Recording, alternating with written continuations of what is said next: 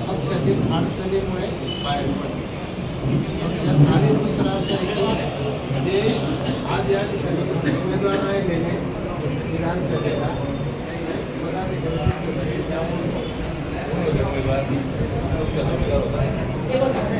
दोन्ही प्रश्नांची उत्तरं देते मी. पहिला प्रश्न तुमचा होता की शिवसेनेतील पक्षातील अडचणी म्हणण्यापेक्षा मी अगोदरच सांगितलं, विधानसभेच्या नंतर पाणी असं थांबलेलं होतं, त्या अडचणी आणि छोट्या मोठ्या काही ज्या होत्या ते मी बोलली, आधीच बोलली की मी कोणावरही बोलणार नाही. मला जे बोलायचं होतं ते मी उद्धव साहेबांशी बोलून आलेली आहे. मी पक्ष सोडला म्हणून मी कोणावर तरी बोलायचं हे माझ्या बुद्धीला पटत नाही, म्हणून मी कोणावरच बोलणार नाही. मला जे काही सांगायचं होतं, संपर्क प्रमुख समोर बसले, उद्धव साहेब समोर बसले, अजून काही नेते होते, त्यांच्यासमोर मी हे सगळं मांडलेलं आहे. त्यामुळे आता त्याच्यावर मला असं वाटतं मी कुठलंही भाष्य करू नये. आणि राहिला प्रश्न, आपण म्हणताय की अमोल भाऊ कुठेतरी बाहेर गेलेले आहेत म्हणून अमोल भाऊ आलेले नाही. काल पण नाशिकला होते, त्यांनी मला सांगितलं की तुम्ही करून घ्या, मी बाहेर गेलेलो. बरं ताई, आपण शिवसेना उद्धव बाळासाहेब ठाकरे सोडून भाजपमध्ये प्रवेश केला, तर याचं मुख्य कारण काय होतं? सगळं याच्यातच आलं ना, तो जो यांना मी आता जे प्रश्न असा आहे की तुम्ही विधानसभेला जेव्हा निवडणुकीला उभे राहिल्या तेव्हा तुमचं वाक्य आहे आताचं की मी मतदारांना बांधील आहे, माझ्या मतदारांना मी उत्तर देण्यास बांधील आहे. पाणी थांबून राहिलं हे मतदारांना सांगणं कारण नाही.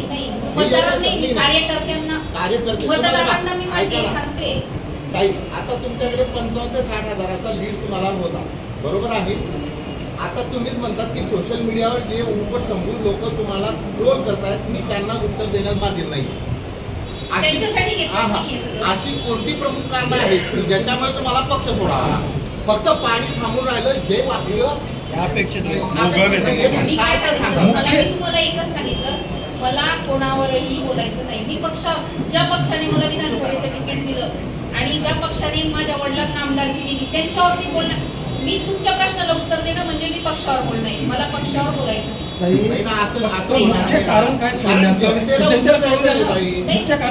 मी काय सांगते आणि बघा, शेवटी कसं आहे, ह्या अनेक गोष्टी असतात, त्याच्यात एक कारण नाहीये, अनेक कारण असतात. ते सगळ्या गोष्टी मी जनतेच्या समोर बोलणं हे योग्य नाही. काही गोष्टी अशा असतात की त्या मी पक्षाच्या प्रमुखांशीच बोलल्या पाहिजे.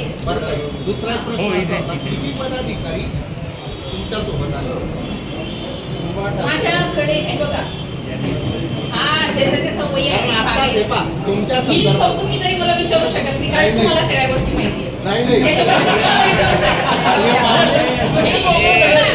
प्रश्न तुम्हीच विचारला होता आणि आज त्याचं उत्तर तुमच्याकडे आहे, त्याच्यामुळे मला कोणावरही बोलायला नको.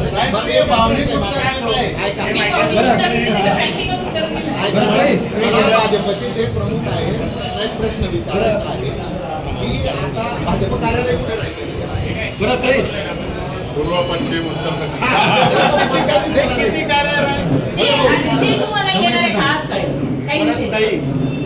विधानसभेला असं चित्र होतं की शिवसेना बाळासाहेब ठाकरेंची शिवसेनेचं काम उभाटा शिवसेनेच्या एका बाजूला चालायचं आणि कॉर्पोरेट निर्मल सेनेचं काम एका बाजूला चालायचं. तर भाजपमध्ये तसंच चालेल का हा प्रश्न आहे. त्याच्यासोबत भाजपच्या कोणत्या कार्यालयात तुम्ही बसा? हे बघा, आता प्रवेश झाला, मध्ये आता गिरीश भाऊ आणि मंगेश दादा येतील, आम्ही बसून चर्चा करू आणि त्यानंतर सगळ्या गोष्टी होतील. आणि मी एकच सांगते, कार्यालय कुठेही असू द्या, पण सगळ्यांमध्ये एकी राहील हा माझा सगळ्यात. शेवटचा प्रश्न आहे, भाजपमध्ये अनेक जुने आणि ताकदवान नेते आधीच सक्रिय आहेत, त्यांच्यासोबत समन्वय साधून संघटनेत आपलं स्थान मजबूत करणं किती अवघड असेल तुम्हाला? नाही, काही अवघड नाही. हे बघा, आम्ही महाविकास आघाडीत पण होतो, त्याच्यामुळे इकडे युतीत होतो, काही विषय नाही, हसत खेळत होतो. म्हणजे सोपं आहे. यापूर्वी 2 गट भाजपमध्ये ऍक्टिव्ह दिसून आले आणि आता तुमचे विरोधकच म्हणतात का आता 4 गट झाले.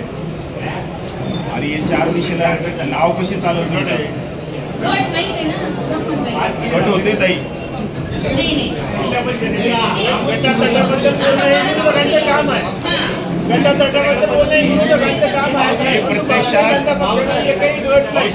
प्रत्यक्षात प्रॅक्टिकल पाहिले लोकांनी. हम सब साथ है, साथ चला. काही कामानिमित्त बाहेर आहे, पण प्रवेशाला ते सगळ्यात पुढे होते.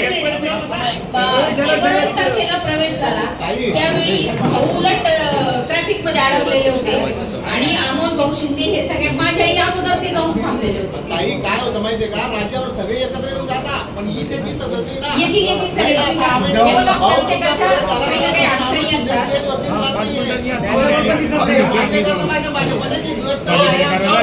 आमच्या तालुक्यातले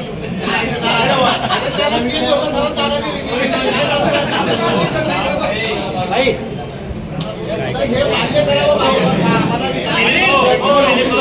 आमच्यामध्ये कुठलाही गट नाही, तट नाही. आम्ही एक संघटना आहे. सगळे अमोल भाऊ सर उलट